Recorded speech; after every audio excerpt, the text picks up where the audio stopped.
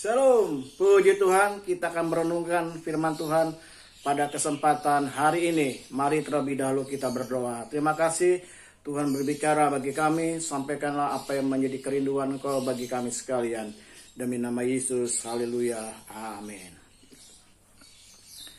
Kita akan melihat satu kehidupan seorang pribadi yang sangat terkenal. Dia diakui oleh kaum Yahudi, dia juga diakui oleh kaum Nasrani, Kristen, dan dia juga diakui oleh kaum Muslim. Siapa? Yaitu Musa. Musa adalah pemimpin besar dan diakui oleh banyak orang, oleh banyak agama di dunia ini. Tapi kita perhatikan kebesaran Musa, kebesaran Musa adalah hasil sebuah proses.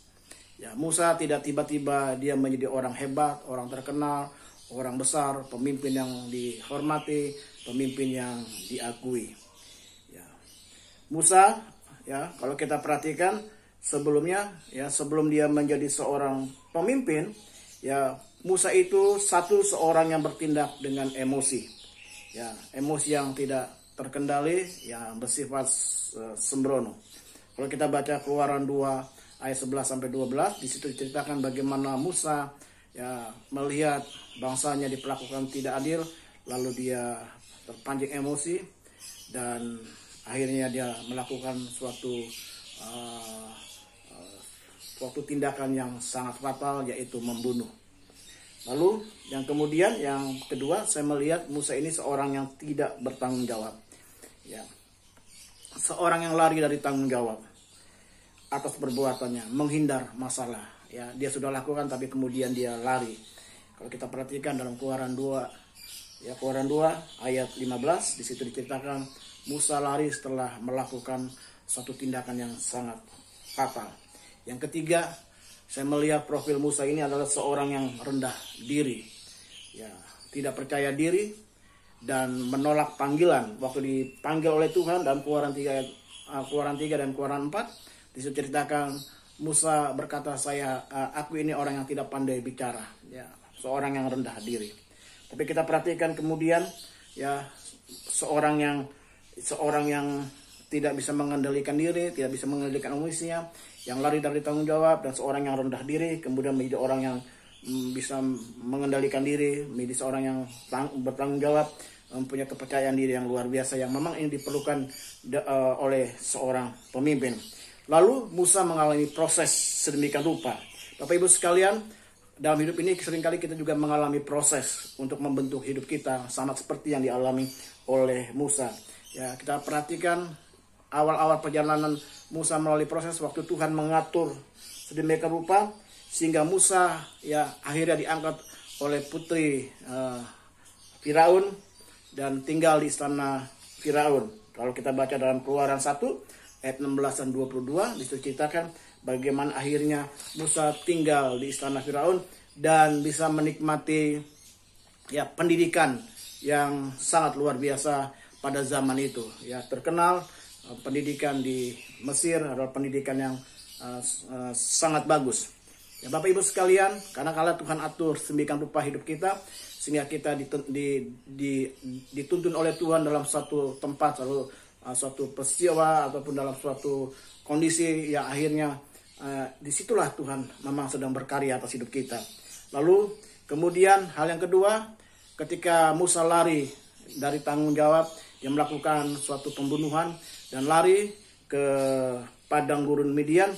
Disitulah Tuhan juga memproses Musa di padang gurun Midian. Dilatih mental Musa di padang gurun Midian, di tengah-tengah kepanasan di waktu siang, kedinginan di waktu malam, bahkan di tengah-tengah kesendirian, hanya ditemani oleh domba-domba penggembalaan. Dia berada di padang gurun Midian. Disitulah Musa dilatih oleh Tuhan, dilatih mentalnya. Bangsa Israel pun juga mengalami selama 40 tahun berada di padang gurun. Yesus pun pernah mengalami ketika dia dicobai berada di padang gurun. Terik matahari siang hari, dinginnya malam hari, yang dihadapi oleh Musa. Tidak cukup sampai di situ, Tuhan terus melatih hidup Musa.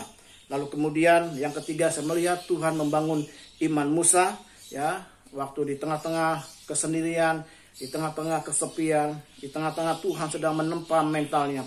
Lalu Tuhan panggil, lalu kemudian dia berkata, jangan aku Tuhan, aku nggak siap, aku bukan orang yang pandai bicara. Dan akhirnya Tuhan berjumpa dengan Musa melalui semak belukar, ya, nyala api di semak belukar, ya, yang tidak terbakar. Dan disitulah dia melihat ada mujizat Tuhan dinyatakan. Lalu yang kedua, saya melihat ketika Musa disuruh melemparkan tongkatnya, dan tongkatnya menjadi ular, dan ketika ular itu dipegang menjadi tongkat kembali. Musa juga melihat sebuah mujizat. Lalu apa yang terjadi? Kemudian Tuhan juga suruh tangan Musa memasukkan ke saku bajunya, lalu kemudian diangkat, lalu kemudian tangannya mengalami kusta, hanya tangannya saja. Di sini kita melihat di tengah-tengah proses Tuhan kepada Musa, Tuhan tetap memperlihatkan kebesarannya, mujizatnya, bahwa Musa tidak perlu takut, bahwa hidupnya ada dalam kendali Tuhan, ada dalam rencana Tuhan, ada dalam mujizat Tuhan. Kalau hari-hari ini Bapak Ibu sekalian mengalami pergumulan, mengalami masalah, dan saya ingin katakan saudara sedang berada di sebuah proses, berada di seakan-akan berada di padang gurun. Ya, saudara mengalami kesepian, kepanasan, kesulitan yang sungguh amat berat. Tapi saya ingin katakan mujizat Allah tetap berlaku atas hidup kita. Ya, dan kemudian kita melihat akhirnya Musa menjadi seorang pemimpin yang luar biasa. Yang pertama saya melihat, ya, Musa menjadi seorang yang gagah berani. Keluaran pasal 14 ayat 13 dan 14. Di situ diceritakan bagaimana profil Musa setelah dibentuk. Ya, yang pertama saya melihat Musa seorang yang menjadi seorang yang gagah berani. Yang kedua, ya, Musa menjadi seorang yang lembut hatinya. Bilangan 12 ayat 3, Alkitab menceritakan tidak ada orang yang selembut hati Musa.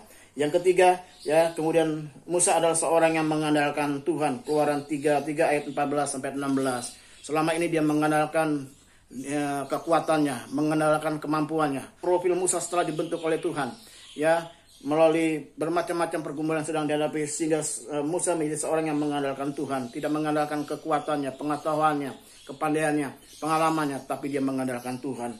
Dalam Keluaran 33 ayat 14 dan 16. Di sini kita belajar kalau hari-hari ini kita sedang berada, ya, satu proses Tuhan, ikuti agenda ini Tuhan, dan percayalah Tuhan punya rencana atas hidup kita sekalian. Tuhan Yesus memberkati.